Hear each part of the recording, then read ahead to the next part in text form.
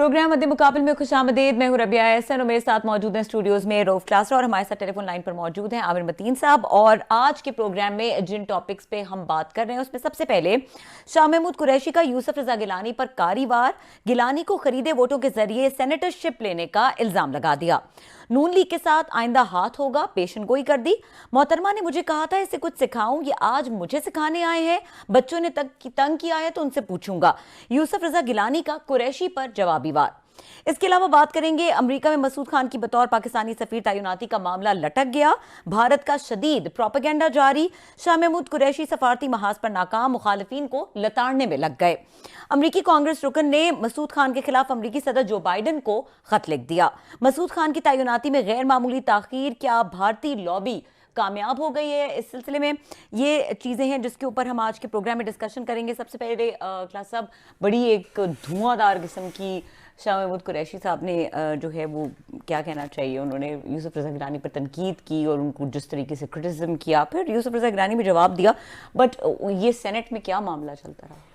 खैर, यूसुफ रजा गिलानी साहब ने वो जवाब नहीं दिया जो ख्वाजा आसिफ ने इनको दिया था, शाह महमूद कुरैशी साहब को दिया था। मुझे याद नहीं रहा, नहीं तो क्लिप सुनाते। बड़ी मज़े की चीज़ें थी कि गिलानी साहब ने उनका जैसे एक अपना मिजाज है, उन पर तनकीद हम भी करते हैं, सारे लोग करते हैं, लेकिन उस तनकीद पे कभी आगे से उन्होंने उसको वो नहीं किया, रिएक्ट नहीं किया जैसे यूजुअली तौर पर इस पे किया जाता है। ये गिलानी साहब की खूबी रही है। आप उनको मतलब हमें कहने दे, बहुत सारा हमने लिखा भी है, उन पर बोला भी है। तो तनकीद का जवाब वो उस तरह नहीं देते जैसे यूजुअली यहाँ पे सोशल मीडिया शुरू हो जाएगा, गाली गलोच शुरू हो जाएगा। सहाफ़ियों में बात कर रहे हैं, एंकर्स की या दीगर की, अग्रेसिव उनका मिजाज नहीं है। वो पॉलिटिक्स को पॉलिटिक्स की तरह ही लेते हैं कि चलें वहाँ पे चलता रहता है। लेकिन अगर आपने आज एक चीज़ नोट की हो कि गिलानी साहब वॉज शॉक्ड जब उनको शाह महमूद कुरैशी साहब ने बातें की, क्योंकि बहुत सारी चीज़ें ऐसी थीं कि जो मेरा ख्याल गिलानी साहब एक्सपेक्ट नहीं करते होंगे कि शाह महमूद कुरैशी साहब हैं वो इस तरीके का कहेंगे। जितना गुस्सा था, एंगर था, वो थोड़ा सा बियॉन्ड अंडरस्टैंडिंग था। मतलब अच्छा, दूसरा ये है कि ये कल बिल पास हो गया, हुकूमत ने जो लताड़ना था, जो कुछ उन्होंने करना था, बल्कि अच्छी जो बाल फेंकी वो मैं समझता हूँ फवाद चौधरी साहब ने फेंकी। उन्होंने गिलानी साहब का शुक्रिया अदा किया। अब ये तरीका होता है किसी को थोड़ा सा, वो कहते हैं नाक से आके लकीरें निकालने का, कि उनको उन्होंने कहा कि ना आपकी बड़ी मेहरबानी, मतलब उन्होंने मैसेज दे दिया। गिलानी साहब हमारे साथ मिले हुए थे, हमारे बंदे हैं, तो उन्होंने हमारे साथ तामुन किया। उन्होंने इस तरीके का उनको ख़राब करने की कोशिश की, जो मैं समझता हूँ ज़्यादा पोलिटिकल तरीका है कि आप उस पर गिलानी साहब उस पर वो रिएक्ट भी नहीं कर सकते थे। एक तरीका यह था जो आज शाह महमूद कुरैशी साहब ने किया है। आज इसमें मज़े की बात यह है कि बिल पास हो गया है। अब ये काम फिनांस मिनिस्टर का है कि वो एक्सप्लेन करे सेनेट को आके कि इस बिल में क्या था, नहीं था, डिबेट होगी, वोटिंग होगी, सब कुछ जो भी हुआ। आज शाह महमूद कुरैशी साहब स्पेशली आए हैं, सेनेट में आए हैं, बड़े अरसे बाद नजर आए हैं। उन्होंने फिर इस मसले को उठाया। उन्होंने कहा अगर मैं आपको बताना चाहता हूँ ये बिल जो है ना कितना ज़रूरी है, इसका पास होना कितना ज़रूरी है। तो उनको कहा भी गया कि भाई साहब डिबेट इज, उन्होंने कहा नहीं मैं आपको मैंने आपको समझाना है। उनका सारा जो जोर था, जो मेरे लिए थोड़ी सरप्राइजिंग चीज़ थी, वो इस चीज़ पे था कि गिलानी साहब ने ये बिल क्यों पास होने दिया है। अभी इमरान खान साहब के लिए बड़ा क्रूशल बिल है, ये जहन में रखें कि अगर IMF का अगर ये ना होता, IMF ने अपनी आपको याद होगा डेट भी आगे की हुई है, बोर्ड की मीटिंग 20 फरवरी कर दिया ताकि ये सेनेट वगैरह सारा पास हो जाए। बिल पास अगर ना होता तो बहुत बड़े आपके लिए फाइनेंशियल जो हमें बताया जा रहा था हुकूमत की तरफ से, आपके लिए बड़े मसले शुरू हो सकते थे। रिलीजेस आपकी बंद हो सकती थी, जो डोनर वगैरह पैसा देते हैं या लोन्स लेते हैं वो रुक सकते थे, आपका रुपीज़ जो है मज़ीद फाल कर सकता था डॉलर की वजह से। सो बड़ा उनके हिसाब, हुकूमत के हिसाब से बड़ा अहम बिल था। और उसके मुकाबला पोजीशन कह रही थी, मुल्क का सौदा किया हुआ आपने। अब इसको उन्होंने मेरा ख्याल है मौका बनाया शाह महमूद कुरैशी साहब ने, उनको गिलानी साहब को उनसे वो कहते हैं नाक से लकीरें आके निकलवाने में। वजह क्या बनी? ये चीज़ें एक तो सियासी वजह हो सकती है। ये दोनों जो है मैं थोड़ी सी इनकी, अगर मेरा ख्याल व्यूअर्स के लिए तरीक़ ज़रा इंटरेस्टिंग है। मैं अगेन क्योंकि मुल्तान में मैं रहा हूँ 10 साल, मैंने वहाँ पे एक उस पर रिपोर्टिंग भी की है, जर्नलिज्म किया, डांस से वहीं से शुरू किया, फ्रंटियर पोस्ट वगैरह। सो मैं दोनों को अच्छी तरीके से जानता हूँ कि वहाँ पे इनका लोकली तौर पर क्या मसला है और आज जो कुछ हुआ इसके पीछे क्या कहानी है। ये 83 में अगर आपको याद हो, जब 83 में यहाँ पे डिस्ट्रिक्ट काउंसिल के इलेक्शंस हुए थे, दोनों नए नए यूनिवर्सिटीज़ वगैरह से पढ़ कर आए हुए थे, तो इन्होंने डिस्ट्रिक्ट काउंसिल में इलेक्शन में मुल्तान में हिस्सा लिया था 83 में। उसके बाद गिलानी साहब अगर आपको याद हो तो 80 मेरे ख्याल 84-85 में ये बन गए थे, इसके आके ना अगेन जो डिस्ट्रिक्ट काउंसिल मुल्तान के चेयरमैन आगे बन गए थे। और इन्होंने फ़खर फ़खर इमाम साहब जो थे उस वक्त ज़िया की कैबिनेट के वो थे, उनके मिनिस्टर कहा जाते, उनको शिकस्त दे के बने थे। तो फिर 85 में ये बने। इसके बाद MNA बन गए थे, गिलानी साहब हैं, और शाह महमूद कुरैशी साहब MPA बन गए। इनके वाले साहब गवर्नर थे उनके जनरल ज़िया साहब के साथ। अब जो इन्होंने पॉलिटिक्स की है, इन्होंने यहाँ पे शाह महमूद कुरैशी साहब ने मुल्तान में, वो इन्होंने किया पंजाब की सतह पे। ये MP रहे हैं, वज़ीर ख़जाना भी रहे हैं 2-3 दफ़ा नवाज शरीफ साहब के साथ। गिलानी साहब ने जो पॉलिटिक्स की, इन्होंने हमेशा आके नेशनल लेवल की, फिर उसके बाद आके मिनिस्टर बन गए, फिर स्पीकर बने, फिर बेनज़ीर भुट्टो साहबा को ज्वाइन कर लिया इन्होंने 88 वगैरह में, और लेट आके इसने शाह महमूद कुरैशी ने ज्वाइन किया, मेरा ख्याल लेट ज्वाइन किया, पहले गिलानी साहब आके ज्वाइन कर चुके हैं। सो दोनों की मुल्तान की हद तक कोई बड़ा क्लैश नहीं रहा टिल द टाइम या 2012-13 तक। अगर आप देखें अर्ली 90 से, तो 20-30 साल इन्होंने इकट्ठे एक ही पार्टी में गुजारे हैं, पीपल्स पार्टी में। सो दोनों का कोई क्लैश नहीं बनता था वहाँ पर, कभी बना भी नहीं है। एक आपकी म्यूचुअल रिस्पेक्ट हमेशा रही है वहाँ पे। इनका क्लैश बनता है शाह महमूद कुरैशी का जावेद हाशमी साहब से, कि आपस में लड़ते थे, इलेक्शन लड़ते थे। अब जो बड़ा क्लैश यहाँ पे हुआ, इनको आमिर मतीन साहब को भी याद आ जाएगा, 2008 में जब ये मौका बना के वज़ीर आज़म कौन बनेगा बेनज़ीर भुट्टो साहब के असैसिनेशन के बाद, उस वक्त ये दोनों जो हैं उम्मीदवार थे, बल्कि गिलानी साहब भी थे साथ में, शाह महमूद कुरैशी साहब भी थे, अमीन फ़हीम साहब भी थे। अब वो एज मिला इनको गिलानी साहब को, और शाह महमूद कुरैशी साहब हैं वो पीछे रह गए, वो वज़ीर आज़म नहीं बन सके। एक तो साफ ज़ाहिर है आपके लिए एक हार्ट बर्निंग तो रहती है। अच्छा, आपके इलाके से पहले उसका आपको जो सदर बन चुके थे, फ़रूक लगारी बन चुके थे, फिर गिलानी साहब वज़ीर आज़म बन गए, आप एक बड़ी गद्दी को हेड करते हैं एज उसके तौर फिनांस सारी एक उसके तौर पीर के तौर पर, मखदूम के तौर पर ये रह गए। और आपको याद होगा यही बाद में इनका टकराव बना था इनका आसिफ अली जरदारी से, जब रेमंड डेविस का यहाँ पे मर्डर, रेमंड डेविस ने जब यहाँ पे 2-3 पाकिस्तानियों को मारा था, तो स्टैंड लिया था सबसे बड़ा उसके आके अपनी हुकूमत के खिलाफ, एक एज ए फॉरेन मिनिस्टर के तौर पर वो शाह महमूद कुरैशी साहब ने लिया था। इन्होंने गिलानी साहब के खिलाफ भी लिया और जरदारी साहब के खिलाफ भी लिया, ये कह के कि जनाब कि मैं इनको वहाँ पे वो स्टेटस देना था, इसको डिप्लोमेटिक में नहीं देता। और अल्टीमेटली आपको याद होगा रेमंड डेविस भी चले गए और इन्होंने इस्तीफ़ा दे दिया था एहतजाज के तौर पर कि मैं आपके साथ काम नहीं कर सकता। सो ये थोड़ी सी बिटरनेस थी उस दौर की चली आ रही है कि वो वज़ीर आज़म थे, ये फॉरेन मिनिस्टर थे। फिर शाह महमूद कुरैशी साहब ने ज्वाइन कर लिया इसको, आपको इमरान खान को ज्वाइन कर लिया, गुस्से में आके जी मैं तो पीपल्स पार्टी में काम नहीं करता। तो वहाँ पे पहली दफ़ा इनके खिलाफ आगे शाह महमूद कुरैशी के खिलाफ जो इनका बेटा है मूसा गिलानी, वो इलेक्शन लड़ा था इनके खिलाफ पहली दफ़ा आफ्टर 30 ईयर्स, पहले वो आके लड़ते थे और कुरैशी साहब ने उनको हराया, इलेक्शन हराया मूसा गिलानी को। सो इनकी जो रेवलरीज पर्सनल शुरू हुई ना, वहाँ से इनकी 2013 के इलेक्शन से शुरू हुई, या रेमंड डेविस के बाद जो इन्हें क्विट किया वहाँ से शुरू हुई। और फिर 2018 में जो इंटरेस्टिंग मैच हुआ कि शाह महमूद कुरैशी साहब का बेटा जो जैन कुरैशी है वो इलेक्शन लड़ा MNA के, उसके मुकाबले मूसा गिलानी लगा और जैन जीत गया। अब ये पूरी टोटल एक पर्सनल किस्म की आपको जो रिफ्ट है, लड़ाई है या जो भी है, सो ये चलती आ रही है। अब ये बड़ा अच्छा मौका था इनके लिए ये क्या कहते हैं शाह महमूद कुरैशी साहब के लिए कि वो यूसुफ रज़ा गिलानी के साथ जितने भी पास्ट के ग्रीवेंसेस हैं या उनको शिकवे शिकायत हैं उनको स्कोर को सेटल करें। और उन्होंने बड़े अच्छे तरीके से उन्होंने सेटल किया, क्योंकि अल्टीमेटली ये गिलानी साहब की ड्यूटी बनती थी एज एन अपोजिशन लीडर के तौर पर। ये बहाने नहीं चलने वाले थे, ये पता नहीं चला, लेट चला, कब चला, नहीं चला, कि आपको हाउस में आना चाहिए था, आप नहीं आए, मौका दिया है हुकूमत को, उन्होंने आया अपना बिल पास करा लिया। हाँ ये ज़रूर था, शाह महमूद कुरैशी साहब की बात मुझे नहीं समझ आ रही थी कि बार बार वो ताना दे रहे थे कंप्रोमाइज्ड हैं, बिके हुए, मतलब ये हमारी हुकूमत के साथ मिले हुए हैं इसलिए बिल पास हुआ है। तो अगर मिले हुए हैं हुकूमत पे तो इस पे तो खुश होना चाहिए था, जैसे वो खुश हुए, फवाद चौधरी साहब खुश हुए।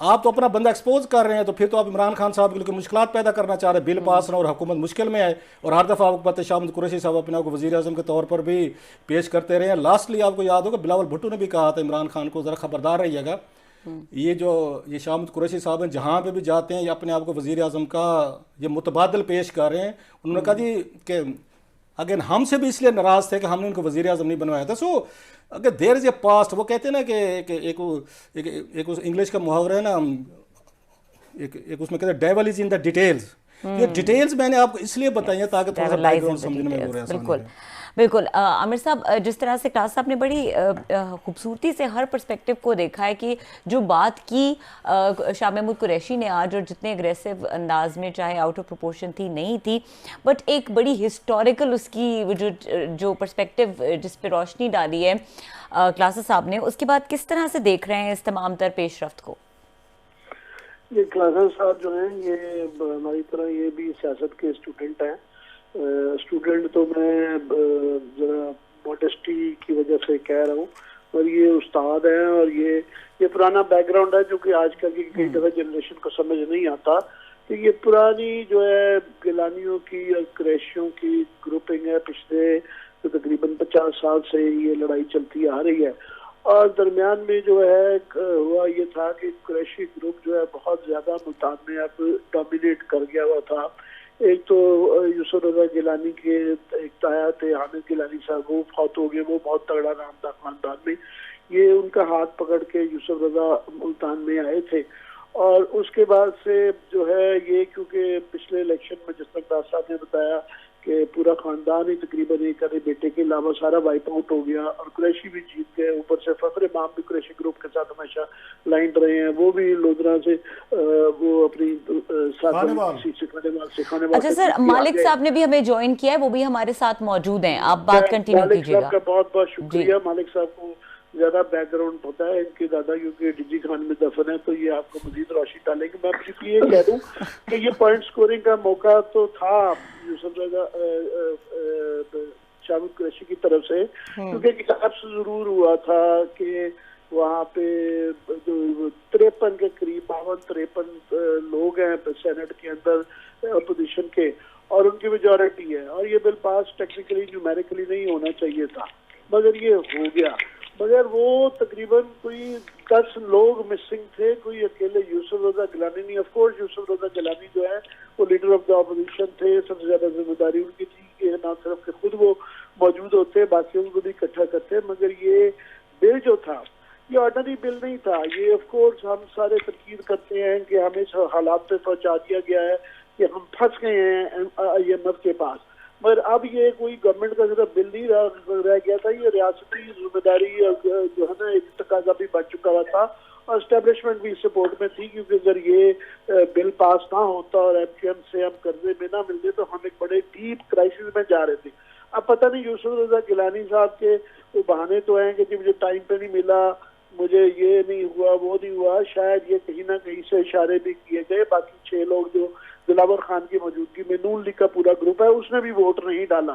तो ये बजाय, बिल्कुल असर सही कह रहे हैं कि वो बजाय इसके कि जो सियासतदान होते हैं वो शुक्रगुजार होना चाहिए, उनको गिलानी साहब नहीं आए और चौधरी फवाद ने जो शुक्रिया अदा करने की कोशिश की कि अच्छा किया।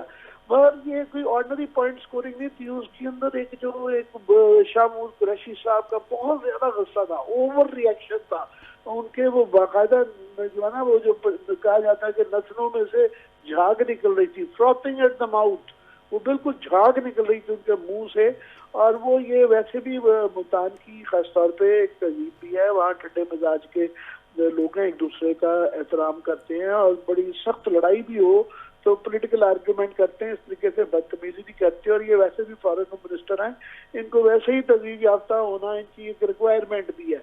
मगर आज वो बिल्कुल एक छोटे बच्चे जूनियर सियासतदान की तरह जिस तरीके से जंप कर करके वो जो पॉइंट स्कोरिंग कर रहे थे, वो मेरा ख्याल ओवरडू कर रहे थे। ऑफ कोर्स शाह महमूद कुरैशी का यूसुफ रजा गिलानी का एक लैप्स है और उसकी वजह से ये शिकस्त हुई, मगर ये सूनर लेटर ये बिल पास करवा लेना था गवर्नमेंट ने। और ये पहला बिल नहीं है जो कि अपोजिशन में, ऑफ कोर्स मेजोरिटी तो है, मगर वो वहाँ पे एक प्रॉब्लम सेनेट के अंदर ये चल रही है, मेजोरिटी न्यूमेरिकली है, मगर ये जो पिछले 6 साल पहले जो इस सेनेट इलेक्शन से पिछले जो इलेक्शन हुए थे, वहाँ नून लीग से गलती हो गई थी कि उन्होंने नवाज शरीफ साहब को प्रेसिडेंट किया था, जिसको सुप्रीम कोर्ट ने फिर खत्म कर दिया।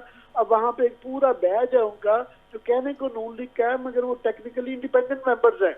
जिस तरह दिलावर खान ग्रुप सारा वो इंडिपेंडेंट मेंबर के तौर पे हुआ है, तो लिहाजा उनके पास ये एक आज़ादी है कि वो जिधर वोट डालना चाहें उनके खिलाफ कोई एक्शन नहीं दिया जा सकता। तो ये एक काफी और सारे भी फैक्टर्स थे। ये शामूद कुरैशी साहब की बहुत ज्यादा ओवर रिएक्शन था, और गिलानी साहब ने हम खुद बहुत तनकीद उनके करते रहे, हमने कल बहुत ज्यादा उनके ऊपर सख्त तनकीद की। उन्होंने धीमे स्टाइल से दिया, जवाब दिया, और वो वाकई सीनियर हैं, बार स्पीकर पाकिस्तान के रहे हैं। अब शामूद कुरैशी साहब को गुस्सा ये भी एक छोटा सा है कि वो जो वाइप आउट हो गया था पूरा गिलानी ग्रुप, गिलानी साहब जो है नून लीग की सपोर्ट के साथ पीपल्स पार्टी के मेंबर होते हुए वो दोबारा सेनेट में आ गए हैं, तो एक गिलानियों की थोड़ी सी रिसर्जेंस समझ ले के वहाँ पे हो रही है। तो ये भी एक बैकग्राउंड है। बाकी ये मालिक साहब से पूछे, मैंने बताया ना कि इनके पुरख जो हैं वो सारे सराइकी इलाके में वो है, और मुल्तान से इनका भी बड़ा ताल्लुक रहा है। जी मालिक साहब, वेलकम टू द शो। अस्सलाम वालेकुम।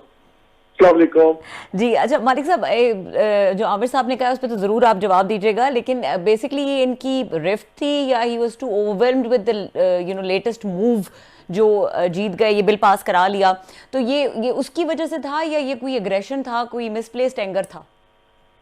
देखिए, दो तीन चीजें थी। आमिर ने बड़ा डिटेल में इनकी फैमिली का बता दिया, ये इनकी रिश्तेदारियां भी हैं, सब कुछ। इनका बहुत ज्यादा फटा सब बढ़ गया था जब ये लास्ट इलेक्शन हुए 2018 के, तो उसमें इन्होंने अपने आप को पोजीशन किया हुआ था। पंजाब में ज्यादा इंटरेस्टेड थे शाह महमूद साहब। इनका ख्याल था कि एमपीए बनेंगे, सीट तो ज़ाहिर है एमपीए पे हारे थे, ये एमएनए की जीत गए थे। उसमें ये दो बंदों को ब्लेम करते हैं, एक जहांगीर तरीन को ब्लेम करते हैं। उसके बारे में इनका काफी हद तक वो बात ठीक भी थी। इनको यकीन था कि जो इनके आगे ओपोनेंट था उसकी फंडिंग वगैरह और चीजें वो जहांगीर तरीन साहब ने करवाई हैं। तो दूसरा, उसी नेक्सस में, और तब इनके लोग बताते भी थे कि जी जहांगीर तरीन साहब और यूसुफ ज़ा गिलानी इस पॉइंट पर इकट्ठे हैं to make him lose that seat. और ये समझते हैं कि जो पंजाब चीफ मिनिस्ट्री उनकी थी ख्वाहिश, उसमें खत्म करने में इनका बहुत गहरा हाथ था। बाकी तो हिस्ट्री है पुरानी, वो तो सारी खानदानों की आमिर बता चुके हैं। लेकिन जो बहुत बड़ा गुस्सा है, वैसे इमरान खान साहब की ख्वाहिश नहीं थी कि ये वहां पे ना बने चीफ मिनिस्टर, से ये गिलानी और ये तरीन थे, आपका ख्याल है? नहीं, मैं ऐड इसमें कर दूं मालिक, छोटी सी ऐड बात कर दूं। मालिक ने जो बड़ी इंपॉर्टेंट बात की है कि ये जहांगीर तरीन यूसुफ रज़ा गिलानी के, याद रहे, सगी खाला के बेटे भी हैं, करीबी रिश्तेदारी भी है। हाँ। तो दूसरा, एक जमाने में तो खान साहब ने किसी से बात करते हुए इनको किसी ने कोट किया कि इन्होंने कहा कि मैंने तो बड़ी गलती की। आपको याद है ना, हाउस के अंदर इनको पोजीशन दी हुई थी जब ये ऑपोजिशन की तरफ से थे, तो वो भी इन्होंने खुद इसरार करके खान साहब से ली थी। एंड खान साहब was quite unhappy with him उस चीज पे भी। तो आई एग्री विद आमिर कि ये बहुत ज्यादा एक ओवर रिएक्शन आया। देखिए, ऐसे मौकों पे फ्रस्ट्रेशन निकलती है ना, तो आपका जब कई बार जिसको आप दिल से दुश्मन मान लें और उनकी कोई भी मौका मिले तो फिर आप उसमें तेल पे, थोड़ा सा आग पे तेल तो फेंकते हैं ना। एंड बट आई एग्री, जब ये पहले आप लोग बात कर रहे थे कि देखिए ये आमिर का जुमला बिल्कुल ठीक था कि ये अब बिल एक्चुअली रियासत का बन गया हुआ बिल और इसमें पास होना ही था, चाहे ये होते या ना होते। लेकिन इनके ना होने से जो परसेप्शन वॉर है, परसेप्शन बहुत ज्यादा डैमेज हुई ऑपोजिशन की। हारना तो था इन्होंने। और अगर ये हाउस, आपको याद होगा एक इनके मेंबर आखिरी मौके पे हाउस से चले गए थे काउंट से पहले, उसको सारे भूल गए कि वो क्यों उठ के अचानक चले गए थे। तो ये बिल तो पास करवाना था रियासत ने, इसलिए इस बिल के पैसेज को ये भी ना समझा जाए कि शायद एस्टैब्लिशमेंट फौरन खड़ी हो गई या ठुक के खड़ी होगी इमरान खान के सामने। बिकॉज ये बिल जो स्टेट बैंक वाला, खास तौर पे मनी बिल और ये स्टेट बैंक का जो बिल था, ये लार्जर पिक्चर में इसको देखिए कि ये IMF इशू था और वो सारे इश्यूज थे।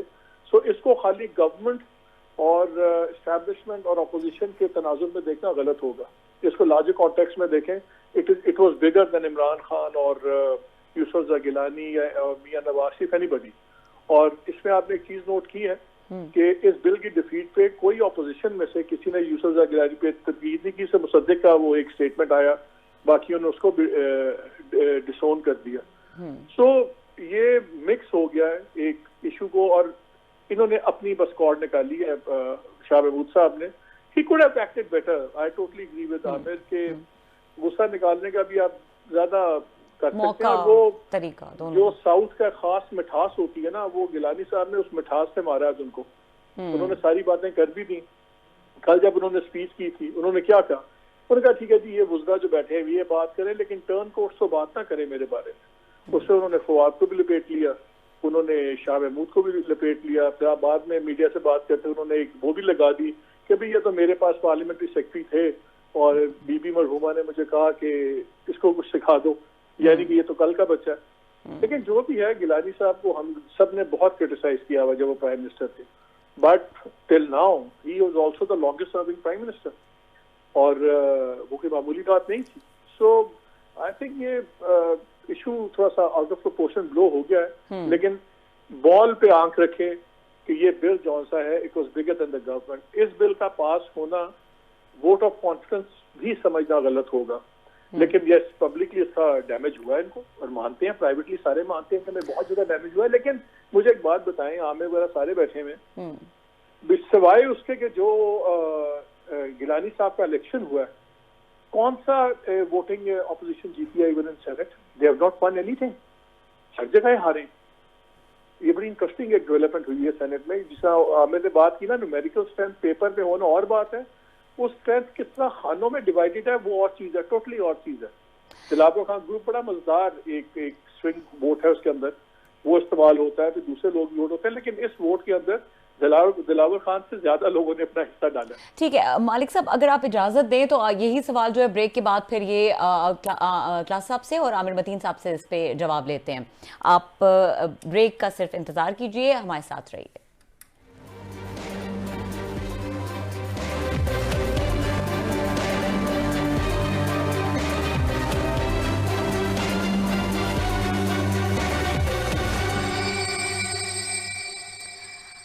वेलकम बैक क्लास साहब। ब्रेक से पहले मालिक साहब ने एक सवाल किया था, उस पर कमेंट कीजिएगा। मालिक साहब ने बड़ा अच्छा तबसरा किया, आमिर साहब ने भी, साहब ज़रा दोनों पॉलिटिक्स को इन्होंने बड़ा करीब से पार्लियामेंट को देखा है, 90s की पूरा डेकेड, उसके बाद 2002 वाली पार्लियामेंट, उसके बाद मुसलसल देखें, बड़े इन्होंने करीब से देखा, रिपोर्ट्स की हैं, पॉलिटिकल डायरीज लिखी हैं, और इन दोनों की डायरीज जो हैं ये हो गए। और हमारे दोस्त जो लिखते थे, बड़ा they use to create stir in the capital. So ये तमाम लोगों को जानते हैं इस पे कि कौन क्या है, और उसका बैकग्राउंड भी सुना आपने।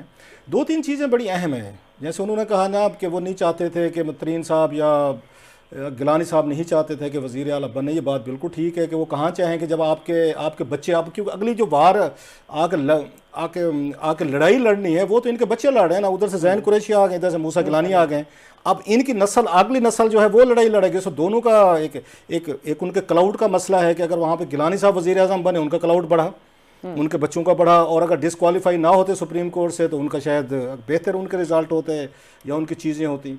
अब इनका मसला ये है, ये जो है अपने शामुद कुरैशी साहब हर कीमत पे ये पंजाब के चीफ मिनिस्टर बनना चाहते थे। अब ये चीज़ कहीं सूट नहीं करती थी, ना तरीन साहब को सूट करती थी, तो ना आगे यूसुफ गिलानी को, तो ना मेरा ख्याल इमरान खान साहब को। मैं ज़ाती तौर पर मैं टीवी पे बता नहीं सकता कि इमरान खान साहब ने जब ये उनके आके MNA बन चुके थे और इन्होंने स्टे ले लिया था, मेरा ख्याल वज़ीर आला की जो सीट थी वो नई मुश्ताक लड़का था वहाँ उसका मुल्तान का, जिसने हराया था इनको शामुद कुरैशी साहब को, उनको बाकायदा तौर पर मतलब वहाँ वज़ीर आज़म कहें या उनकी पार्टी कहें, उनको बाकायदा कहा जाता था कि शामुद कुरैशी साहब को बिलिटल भी करना है, टारगेट भी करना है, और इनको आपने अच्छा खासा मतलब क्या सियासी फेंटी लगा के रखनी है, ये ताकि उम्मीदवार ना बने इसके यहाँ पे पंजाब की वजारत आला के लिए। और ये बात मैं नहीं कह रहा, ये शामुद कुरैशी साहब भी कई दफ़ा ये बात कह चुके हैं कि मैं वज़ीर ख़ारजा नहीं बनना चाह रहा था और मुझे ज़बरदस्ती बनाया गया, ये कहा है उन्होंने कई दफ़ा। और यही वजह है कि उन्होंने वजारत ख़ारजा में कभी दिलचस्पी नहीं ली, बल्कि आमिर और मालिक को याद आ जाएगा कि इमरान खान साहब जो है 2-3 दफ़ा जब सहाफ़ियों से मिले थे और जब क्राइसिस हुआ था इंडिया के साथ हमारे जहाज़ों का, वो आपस में जो कुछ हुआ था उसमें इमरान खान साहब ब्रीफ कर रहे थे, तो इनको याद आ जाएगा उस वक्त उन्होंने कोई शामुद कुरैशी साहब के बारे में कोई अच्छे कॉमेंट्स नहीं किए थे। इमरान खान साहब ने लाइक हिम, ये पता है उनको, क्योंकि उनको लगता है कि ये जो है मसूफ जो है ना मेरी आके मेरी जगह वज़ीर आज़म बनने के भी उम्मीदवार हैं, आगे दीगर साजिशों में शामिल रहते हैं। फवाद चौधरी ने भी इन पर हमला किया है, इसलिए वो अपनी वजारत में दिलचस्पी कम लेते हैं। मसला आज की स्टोरी जो खबर आपने इंट्रो में दी थी, इससे पहले आप रऊफ एक और बात, जी आपको याद आएगा कि जब वज़ीर आला का नहीं हुआ था तो इनकी दूसरी ख्वाहिश जो थी वो स्पीकर की थी, वो भी वज़ीर आज़म ने नहीं मानी थी जी। और अभी मसूद खान वाला भी मामला है आज, बल्कि वो इस पे मेरा ख्याल मालिक साहब भी बताएंगे इस बेहतर। अपनी वजारत का ये हाल है, अपनी वजारत का, कि आज स्टोरी यही हुई है कि जनाब के ये जो इनके अपने सफ़ीर इन्होंने भेजे हुए हैं, अमेरिका में भेजे हुए हैं, उनको अमेरिकन जो है डिले कर रहे हैं, उनको एक्सेप्टेंस नहीं दे रहे, और उनको बड़े शदीद किस्म के उनके सेनेटर जो है उन्होंने लेटर भी लिखा है उस मसूद खान पर, उन्होंने खासे एतराज़ात उठाए हैं कि जनाब के कोई अलेज्ड तंजीमों के साथ वो रहे, अप्रिशिएट करते रहे, उनको फलां करते रहे। अपना हाल ये है कि जो बाइडन से इमरान खान साहब को एक कॉल नहीं करवा सका, हमारा फॉरेन ऑफिस जिसको शामुद कुरैशी साहब वो लीड करते हैं, वो सब कुछ करते हैं, अपने 3 मतलब आप उसमें देख लो साल से ज़्यादा हो गया, एक टेलीफोन कॉल जो बाइडन ने पूरी दुनिया को कर मारी है, पूरी दुनिया को कर छोड़ी है, लेकिन वज़ीर आज़म इमरान खान साहब को नहीं, जो कि फॉरेन ऑफिस की मैं समझ डिप्लोमेटिक फेलियर है ना आपकी, कि आपको डिप्लोमेटिक आपकी जो कोर है एक टेलीफोन नहीं करवा सकेंगे, जो पूरी दुनिया में मजाक बन के गए। लेकिन अदरवाइज शामुद कुरैशी साहब जो शेख रशीद की तरह हर मामले में बोलते हैं, हर मामले में बात भी करते हैं। जी मालिक साहब, ये ठीक होगा ये कहना? साहब से ले लें पहले, आमिर साहब भी लाइन पे हैं। आमिर साहब हमारे साथ लाइन पे मौजूद हैं। जी मैं तस्दीक कर दूं अपनी, मैं गलती से कह गया कि ये यूसुफ रज़ा गिलानी जंगी मदीन के कजन है, वो नहीं, उनकी जहांगीर तरीन की जो बेगम साहबा हैं जो कि मखदूम अहमद महमूद की बहन है, वो इनकी खाला की बेटी और बेटा है। तो वो एक बिल्कुल फैमिली का एक फैक्टर रहता है। दूसरा एक और इम्पोर्टेंट उसके अंदर फैक्टर ये है कि यूसुफ रजा गिलानी ने, ठीक है, पहले ज़िया-उल-हक के साथ थे, फिर नवाज शरीफ के साथ, ज़िया-उल-हक के साथ के बाद पीपल्स पार्टी बाद में ज्वाइन की, उनकी एक आधी जंप है, मगर 30 साल से वो पीपल्स पार्टी के साथ है और पीपल्स पार्टी में उनकी बहुत ज्यादा उनको इज्जत दी जाती है। शाह महमूद कुरैशी की 4 की जंपें हो गई हैं, पहले वो ज़िया-उल-हक के साथ थे, फिर नवाज शरीफ के साथ थे, फिर उसके बाद वो पीपल्स पार्टी में आए, अब यहाँ भी आए, और यहाँ भी 2 धड़े हैं। एक वो एक धड़े की करते हैं, आपको पता ही है जब इलेक्शन इनके इंटरनल हो रहे थे तो वो एक धड़े की नुमाइंदगी करते हैं, तो इसलिए उनकी पीटीआई के अंदर भी एक मुखालफत रहती है। अभी ये जो अमेरिका वाला वाक़या है, मैं क्योंकि वहाँ पे मुझे मौका मिला 4-5 साल करने का, उसके पीछे एक बहुत बड़ा factor of course Indian lobby और उनकी इंडिया कॉकस उनकी वो कर रही है मुखालफत, मगर एक मुखालफत उनकी फॉरेन ऑफिस की तरफ से भी हो रही है, क्योंकि वो एक लेटरल एंट्री, वो खुद मसूद खान जो थे अपनी ताकत में या अपने क्रीडेंशियल्स पे एम्बेसडर नहीं थे अमेरिका के बन सके, वहाँ पे उन्होंने काम जरूर किया हुआ है मगर जूनियर लेवल पे किया हुआ है। तो वो लेटरल एंट्री से एक तो जा रहे हैं, इस वजह से जो उनकी जगह पे जाने थे करियर ऑफिस, उनकी एक रिजेंटमेंट है कि वो पसंद करते हैं। दूसरा ये है कि वो एक एस्टेब्लिशमेंट के कैंडिडेट के तौर पे जा रहे हैं, और वो चूंकि नवाज शरीफ के प्रेसिडेंट आज़ाद कश्मीर के रहे हुए हैं, और उस जमाने में वो काफी सारी स्टेटमेंट उनकी पीटीआई और इमरान खान के खिलाफ भी आती रही हैं। तो वो एक मल्टीपल फैक्टर है, वो सिर्फ वहाँ से ये नहीं है कि इंडिया की कॉकस उनकी वो कर रही है, हमारे यहाँ भी एक काफी बड़ा लॉबी है जो कि इंटरेस्टेड नहीं है, नापसंद कर रही है कि इनको वहाँ पे लगाया जाए। जी मालिक साहब, आपका कमेंट, मसूद खान की जो अपॉइंटमेंट है इसमें गैर मामूली तौर पर ताख़ीर हो रही है, सफारती सतह पर ये मामलात शाह महमूद कुरैशी को पहले हैंडल करने चाहिए, बाद में जाकर सेनेट में ये जो बातें की हैं करनी चाहिए? लेकिन देखिए, जो फॉरेन मिनिस्टर भी हो उससे भी डोमेस्टिक पॉलिटिक्स का फ्रंट तो खाली नहीं छोड़ना ना। At the end of the day उनको कोई अमेरिका में तो वोट नहीं पड़ने, उन्होंने अपनी लॉबी को भी दिखाना है कि देखो मेरी यहाँ भी लॉबी है, मैं यहाँ भी बोलता हूँ, टका के बोलता हूँ। ये जो सब कुछ हो रहा है ये मुल्तान की पॉलिटिक्स हो रही है, जैसे अंग्रेजी में कहते हैं ना, ऑल पॉलिटिक्स इज लोकल। तो at the end of the day उन्होंने उसी कॉन्स्टिट्यूंसी में जाना है, और वही जो दोनों दोस्त मेरे बता रहे थे कि जो ये इलाके की जंग है अल्टीमेटली कॉन्स्टिट्यूंसी पर बात खत्म होती है। अपनी कॉन्स्टिट्यूंसी में कोई इनका बंदोबस्त पक्का होगा तो वजीर बनेंगे, बाद ये बाकी सारी चीजें शुरू तो पॉलिटिक्स आपकी कॉन्स्टिट्यूंसी शुरू होती है और वहीं पे खत्म होती है। और खास तौर पे जब आप फॉरेन मिनिस्टर बन जाएं तो बहुत से आप काम on day to day basis दूसरे वजीरों की तरह अपनी कॉन्स्टिट्यूंसी के लिए नहीं कर सकते। इसलिए आप देखेंगे कि जब भी इनको मौका मिलता है तो ये काफी सख्त जुबान बोलते हैं, काफी सख्त तरीके से बोलते हैं। लेकिन मालिक एक बात बताइएगा, मालिक एक इस पे कि आपको याद होगा इन्होंने एक दफ़ा थोड़ा सा टांट किया था नवाज लीग को, अभी रिसेंटली बात है, कुछ अर्सा मेरा ख्याल 1.5 साल पहले की, तो ख्वाजा आसिफ ने वहाँ से उठ के अपोजिशन के बेंचे से उन्होंने रगड़ के रख दिया शाह महमूद कुरैशी साहब को। आपको याद आ रहा है उन्होंने पता नहीं क्या कुछ किया इनके साथ, और शाह महमूद कुरैशी साहब जो हैं वो बिल्कुल जवाब नहीं दिया था, उन्होंने वहाँ पे बात नहीं की थी। सो शाह महमूद कुरैशी साहब भी बड़ा वाइजली बंदा पिक करते हैं फाइट के लिए कि जिसको ख्वाजा आसिफ के साथ मत्था नहीं लगाते ये। नहीं, उससे नहीं। और वो जब अपना क्या नाम था रेमंड डेविस वाला जब सीन हुआ तो उस वक्त तो जब इन्होंने तकरीर की, बड़ी फेमस तकरीर पार्लियामेंट वाली, तब तो ये पूरा वजीर आजम बन गए हुए थे। इनको कह दिया गया था कि बस आप ये मसले को उठाएं और देखें, फिर हम आपके साथ हैं। वहां भी इनके साथ हाथ हो गया था। तो वो मुझे तो कभी कभी अफसोस भी होता है बेचारे के साथ, काफी कुछ इनकी काफी ख्वाब टूटे हैं। नहीं, हमारी साइड के जो है ना सर, जो मैं देखता हूँ हमारी साइड के एमएनएस वगैरह बेचारे आपके सेंट्रल पंजाब के एमएनएस के सामने वो नहीं बोलते, आपस में लड़ाई झगड़ा करके एक दूसरे को रगड़ रगड़ा के खुश हो लेते हैं। अदरवाइज मैंने तो कभी नहीं देखा। जैसे ख्वाजा आसिफ ने मुझे याद है बड़ी सख्त तकरीर की थी उन्होंने शाह महमूद कुरैशी साहब पे, और कुरैशी साहब बिल्कुल चुप करके बैठे रहे थे, जैसे आज गिलानी साहब बैठे रहे हैं चुप करके, उन्होंने आगे से उनको रिएक्ट नहीं किया था। सो ये बड़ा वाइजली मैं तो अंदाजा भी था। देखें यूसुफ रजा की अब जो मर्जी आप उनको क्रिटिसाइज कर लें, इतने साल, इतने दहाइयां गुजर गई, हम यूसुफ रजा साहब की पॉलिटिक्स देख रहे हैं। आप उससे बहुत डिसएग्री करेंगे, लेकिन उनकी बातचीत का जो तरीका है ना, वो हमेशा ही बड़ा धीमा और महज़ब सा रहता है। एंड जिससे भी उनको अगर ज्यादा क्रिटिसाइज भी करना है तो उनको ये खतरा नहीं है कि ख्वाजा साहब की तरह वापस जॉनसन अगर आप गोली चलाएंगे तो आगे से गोला आएगा। उनको ये पता था कि वो अगर रिस्पॉन्ड भी करेंगे ना तो काफी धीमे अंदाज से करेंगे। और मेरा ख्याल है जो जिस तरह उन्होंने अभी भी रिस्पॉन्ड किया है, दोनों चीजें बिल्कुल तवक्कुआत के मुताबिक थी। जिस तरह ये बोले ये भी एक्सपेक्टेड था, और जिस तरह उन्होंने रिस्पॉन्ड किया वो भी एक्सपेक्टेड था। तो there were no surprises. But हाँ, होता है, कोई we should not overlook into this thing. Overthink करने की जरूरत नहीं है ज्यादा इस मसले में। नहीं, मैं इसलिए कह रहा हूँ कि हम एक तो बैकग्राउंड जानते, दूसरा मैंने अगर यहाँ पे मुझे कोई हो गए कोई 22-23 साल रिपोर्टिंग करते हुए पार्लियामेंट वगैरह सब कुछ आप लोगों के साथ, आप लोग बल्कि आप लोगों के शागिर्द में, आप तो मेरा एडिटर रहे हैं सर, तो उसमें मैंने कभी इस तरह का देखा नहीं है। पहली दफ़ा इतना बड़ा एक हुआ, इतनी सख्त ज़बान जो है, जैसे आप लोग भी कह रहे थे, हमने कभी देखी नहीं है। मैं इनकी बात कर रहा हूँ, गिलानी साहब की और इनकी शामुद कुरैशी साहब की, क्योंकि दोनों कुलीग रहे हैं, दोनों की बड़ी दोस्ती रही है, एक ही पार्टी में बड़ा लंबा अरसा रहे हैं। एक आपका वज़ीर आज़म रहा है, दूसरा फॉरेन मिनिस्टर रहा है।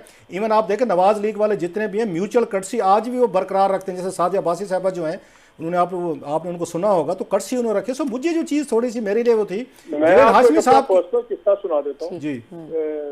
शाह महमूद ये अपने गिलानी साहब प्राइम मिनिस्टर थे, मैंने इनका एक इंटरव्यू किया। इंटरव्यू बहुत सख्त था, बहुत सख्त था। और उनके ब्रदर लॉ की मैंने बातें की, उनका स्कैंडल भी आ गया। मतलब इतना नाराज हो गए कि जब खत्म हुआ इंटरव्यू, तो ये प्रैक्टिस है हमेशा कि जब इंटरव्यू के बाद खत्म होता है तो एंकर के साथ प्राइम मिनिस्टर चाय पीते हैं, आधा 15-20 मिनट आप गप्पे शप्पे मारते हैं, फिर आप उठ जाते हैं। तो उन्होंने मुझे चाय भी नहीं पूछी, इंटरव्यू खत्म हुआ, शुक्रिया करके कमरे से चले गए। ठीक है। तो बल्कि जो इनकी प्रिंसिपल सेक्रेटरी थी उन्होंने मुझे कहा आपने बड़ी ज्यादती की है, ब्ला ब्ला व्हाटएवर। खत्म होगी बात, नाराजगी उन्होंने शो कर दी। लेकिन उसके बाद मैंने जिंदगी में इनके साथ ट्रैवल भी किया, उसके बाद बड़ी मुलाकातें भी हुई हैं, ना कभी इन्होंने उस इंटरव्यू का जिक्र किया, बात तक नहीं की। ठीक है। वैसे मालिक साहब, आप इस तरह के सख्त इंटरव्यू जो लास्ट लिया, आप इस तरह के सख्त इंटरव्यू नवाज शरीफ साहब और शहबाज शरीफ साहब से नहीं करते, बस साउथ वालों से करते हैं ऐसे सख्त इंटरव्यू। ठीक है जी, ऑन दिस नोट बहुत शुक्रिया मालिक साहब ज्वाइन करने के लिए जी। प्रोग्राम का टाइम बिल्कुल खत्म हो गया। बहुत शुक्रिया, मालिक साहब हमारे साथ मौजूद थे। आमिर साहब का भी बहुत शुक्रिया। प्रोग्राम देखने के लिए शुक्रिया। इजाजत दीजिए, अल्लाह हाफिज।